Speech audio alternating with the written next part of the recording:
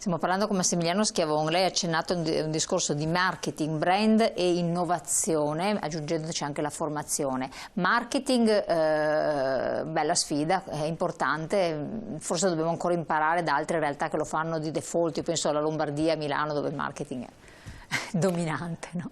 Ma guardi, per rispondere a questa domanda, forse è una caratteristica o forse un piccolo difetto dei veneti, no? Recentemente la notizia è che proprio la costa veneta, per esempio, ha superato in termini di ricaduta economica quella emiliana, quindi Rimini, Riccione, che erano dei baluardi per il turismo, sempre stati punti di riferimento. Oggi noi questo l'abbiamo superato, però noi le cose le sappiamo fare quando vogliamo farle bene, forse a volte non siamo bravi a comunicarle. Adesso abbiamo capito che il marketing e quindi la comunicazione è uno strumento necessario per aprirci al mercato globale e far capire esattamente gli investimenti che stiamo facendo, le cose che stiamo mettendo in campo. Dove vogliamo collocarci? Beh, assolutamente sì, perché poi non siamo certamente uno dei paesi più economici dove trascorrere le vacanze, questo ce lo siamo spesso detti, e quindi per far percepire il livello qualitativo e quindi giustificare anche i costi che noi stiamo poi ribaltando su chi compra le vacanze nelle nostre strutture, è quello di far capire che dietro ci sia veramente un livello qualitativo elevato, e non è una cosa scontata, come non è scontato anche il concetto negli imprenditori del Veneto di che cosa vuol dire avere il brand. Ecco, questo è un aspetto che forse noi abbiamo un po' sottovalutato nel tempo, ma è uno degli elementi e gli ingredienti necessari, quindi i tre, e mi riferisco all'innovazione, il marketing e il branding, sono le tre cose che dovremo declinare per rilanciare in termini competitivi tutto il nostro settore. Su questo va un po' fatta di formazione, e su questo io credo che ci sia bisogno di formazione sui ragazzi, indubbiamente, sulle nuove leve, sul nostro capitale umano che oggi è il centro di molte discussioni.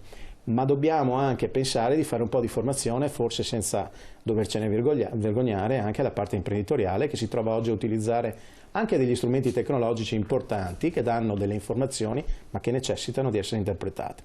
Tutto questo va messo in simbiosi, perché il capitale umano, i ragazzi per esempio che formiamo attraverso gli ITS del Veneto e gli imprenditori dovranno parlare la stessa lingua. Gli ITS cosa sono, per chi non ne ha conoscenza? Allora, gli ITS sono un'eccellenza, diciamo, formativa nel piano nazionale, e che in Veneto vede ad esempio l'ITS Turismo Veneto ai vertici della classifica nazionale. Scuole di specializzazione superiore. Sono delle scuole a cui si accede dopo dopo il diploma della scuola superiore o dopo la laurea, e a una formazione specifica settoriale di 2 anni. Da qui escono dei validi collaboratori con delle competenze specifiche, però abbiamo bisogno che poi riescano a capirsi con il tessuto imprenditoriale, che riesca poi quindi a sfruttarne appieno le competenze che abbiamo formato in 2 anni. E questa è una grande sfida. Settore invece dei pubblici esercizi, diciamo che voi dell'aspetto marketing avete tratto giovamento, perché in virtù della figura dello chef di questi ristoranti che in un modo o nell'altro sono andati al centro dell'attenzione e hanno appassionato veramente tanti milioni di persone attraverso lo strumento televisivo e non solo, questi master chef che ci sono stati eccetera, quindi quello ha lanciato un certo ambito che prima diciamo che c'era però non si notava. Che cos'è che deve essere fatto ancora adesso? Perché guardi, di lavoro ce n'è sempre tantissimo da fare. Quello che dicevamo, sì, grazie ovviamente a questi programmi televisivi, la parte ovviamente del grande chef è stata portata ovviamente alla conoscenza. E tanti giovani hanno fatto certe scelte. No, proprio... infatti vedere che nelle scuole la parte più richiesta è fare il cuoco, però dobbiamo sempre pensare, tenere terra a terra, che quello che si vede nelle televisioni è una cosa, lavorare in cucina è veramente un grande sacrificio, e ovviamente bisogna veramente dedicarsi diciamo al 100%.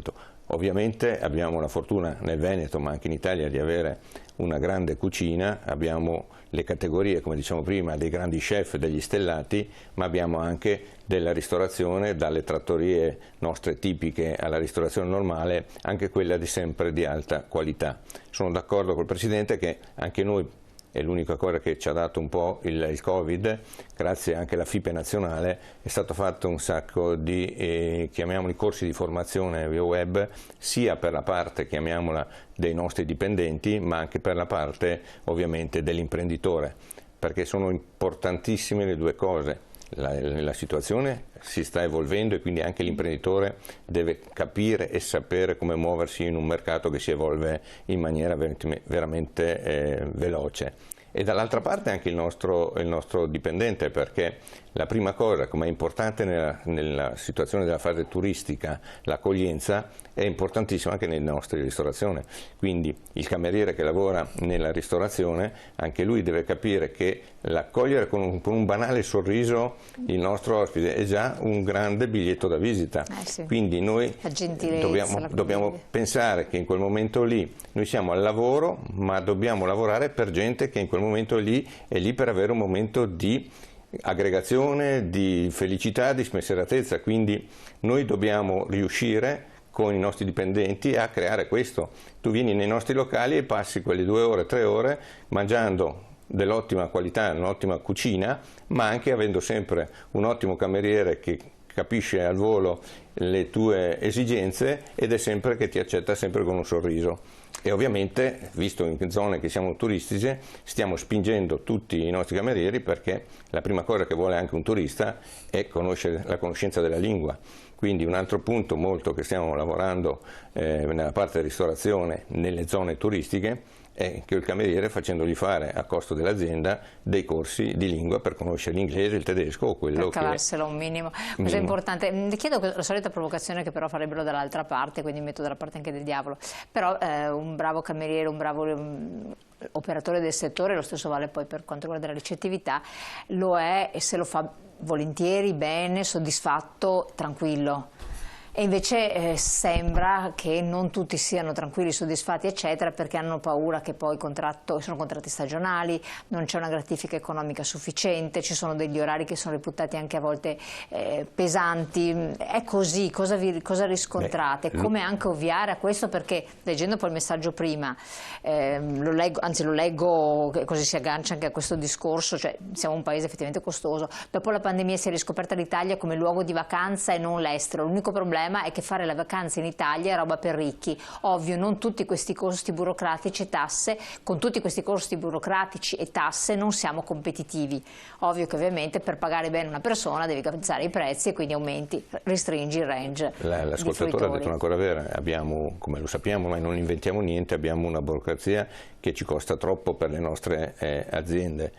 L'unica cosa che penso che possa essere la mancanza trovare il nostro lavoro non è, come dicevamo tutti, per una parte che venga pagato poco. Noi paghiamo veramente i nostri dipendenti il giusto e qualche volta ancora di più per un fattore di meritocrazia che hanno. Il problema, che posso capirli, è che è un lavoro difficile. Perché tu devi lavorare quando gli altri, come dicevo prima, si divertono. Quindi è anche un problema della famiglia, cioè in questa situazione, quando tu hai la famiglia a casa il sabato e la domenica, ovviamente non puoi dedicare quel tempo, ma perché ovviamente il sabato e la domenica sono giorni normali per noi, dove anzi il lavoro è maggiore e quindi tu devi dedicare magari qualche ora in più.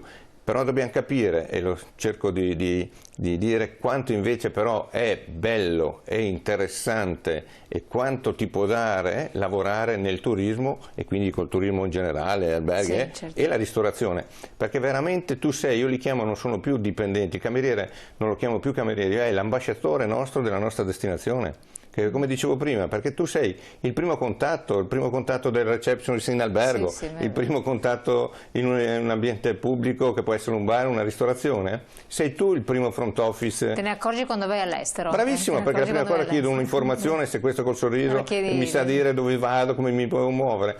Quindi diventiamo veramente degli ambasciatori, quindi è un lavoro non visto come l'ultimo del lavoro.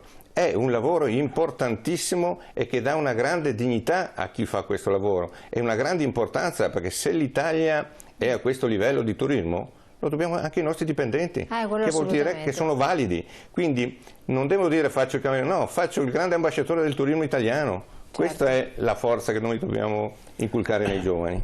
L'Italia è il paese più bello del mondo, potrebbe vivere di solo turismo, ma non quello elitario, anche per famiglia. Con 900 euro vado in Egitto, volo compreso per una settimana all inclusive. In Italia è impossibile, purtroppo.